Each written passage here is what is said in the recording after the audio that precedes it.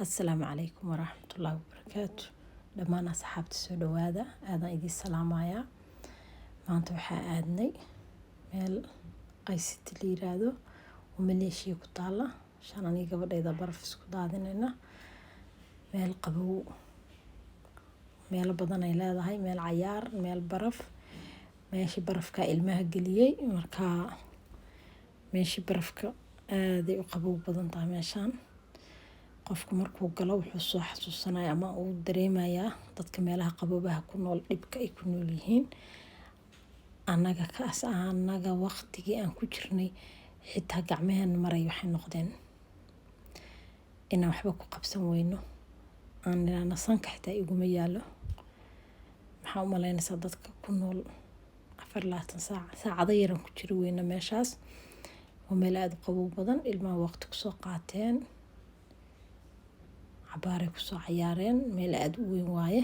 Qayb kale ay leedahay oo aan baraf ahayn. Laakiin hadda waxaan ku jirnaa qaybta barafka. Qaybta barafka xitaa ma lagu jiri karo. Waa meel weyn ayaduba.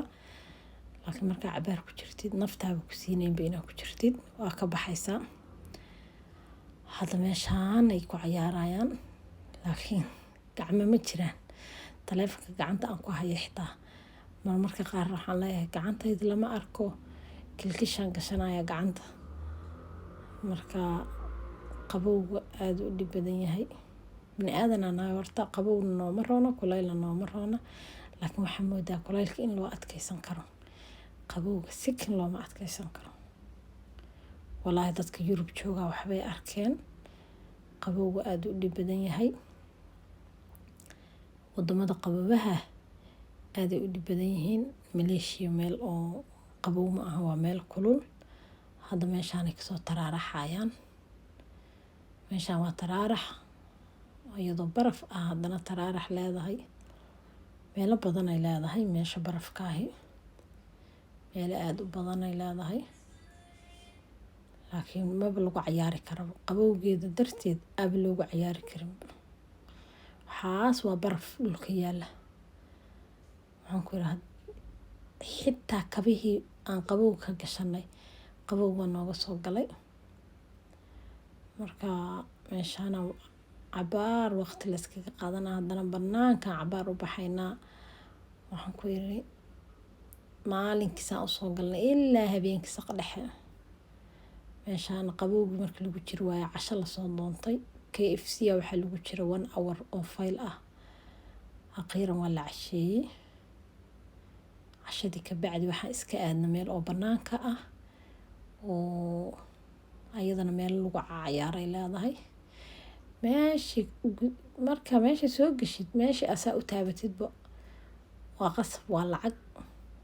Marka meel ilmo ka cayaarayaan ku boodayaan ay leedahay. Meeshaan faamilada sawir ku galgalaya. Laakiin nasiibkeen Soomaali hadday xitaa wadanka wada joogaan in si degan waqti lagu wada qaato daruuftu ma saabaxayso. Dhaqan ahaanna ma noo saabaxayo kala saa u malaynayo. Waayo Soomaali ma arkaysid family isla socda gacmaha is haysta waqti isla qaadanaya. Meelahaan oo kale maalmaha oo fasaxa ah waqti degan iskaga qaadanaya wuu yar yahay. Marka kuleyba dhaqankaana saameeyay wax kale ma dhihi karo. Yacni dhaqan ahaanana saameysay.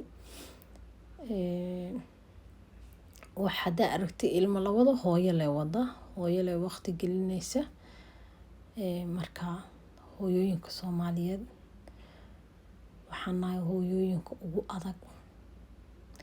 Hooyooyinka ugu kartida badan. Amaan maxaa la yiri afkaaga kaaga marayso. Wallaahi waxaan u arkaa inaan nahay hooyooyinka ugu kartida badan. Waayo habeenkeen dhalno Ilaahay calooshana ka soo bixiyo ilaa ma habeenku jaamacad ka soo baxo anaga unbaa gacanta ku haynayna. Hooyada marka inta ka waran ayada single mother lagu soo koriyay. Ayada haddana ilmo single mother ku korisay. Ama aabihii oo jooga single mother la camal ku koriso. 0 ilaa ma jaamacad gaarsiisay. Hooyo adagana. Hooyo adag baan nahay.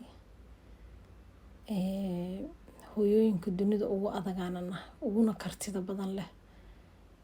laakiin waxaana dilay waxa la yiraahdo qabiil. meelaan u socono ma naqaano. ka dumar ahaan waa isnacibnahay oo qofka dumarka ah qof kale dumar libin uma ogola. qabiil waana dilay. wax aan dan noo ahayn baan ka daba sacbinayna. dal ma haysano. dalkaas quruxda badan leh dad baa dhistay. marka meelahaas tago kale aniga waxaan raadaa dalkeena goormu saan noqon doonaa. goormu sidaan qurux badnaan doonaa. laakiin maalin waa imaanaysa insha Allah. ilaahay raggeena aqligooda u soo celiyo. dalkan inay iyaga leeyihiin ubadkooda u harayaan mustaqbalkiisa yahay ilaahay ha tuso. nin kasta ay xil ku fiirinaya iyo waxa soo galaya oo dhaqaale ka sameynaya inuu guriyo ka dhisto, inuu akoon lacag ku shubto. xilka dhan oo maanta la qabanayo Soomaaliya intaas le waayo. laakiin dalkeena ilaahay noo hagaajiyo, nabadna nooga dhigo. dal islaameed baan ku kala firirsanahay. inta xitaa qurba nacaska joogta iyo inta qurba joogta isma arki karno, waa isnacibna. waa dhibaatooyinkay ka mid tahay. marka asxaabey horta intii codkayga dhageysata waxaan leeyahay igu dhiirigeliya sheerta, subscribe-ka, like-ta ina igu dhiirigelisiina in ka codsanaya. YouTube-kana waxaan u soo galay in aan wax isku sheegno oo aan qabiil iyo aanan cay waa aragna ay si faa'iido lahayn. waxa wanaagsan aan kala dhaxalno, waxa wanaagsan aan kala faa'iidno, xumaanta aan ka tagno, isna caybka ka tagno. qof YouTube leh haddaad tiraahdo YouTube aan leeyahay ka cararaya. muxuu awoodaa? waxba ma awoodo. laakiin waxa fiican in la iskaashado, walaalnimo la isku soo dhaweeyo. asxaabay marka dhamaantiin waxaan idin leeyahay waqti qurux badan iyo meel qurux badan aan tagnay. adinkana sidaas oo kale idin rajaynaya. fiidiyowga mar hore ahaa wuu soo daahay, hadduu idin soo gaaraya insha Allah. waqtigu soo gaaro si wanaagsan igu daawo ku dhamayso. waxaan ku leeyahay waqti qurux badan aan ku rajaynaya. anigana sidoo kale. assalaamu calaykum waraxmatullaahi wabarakaatu.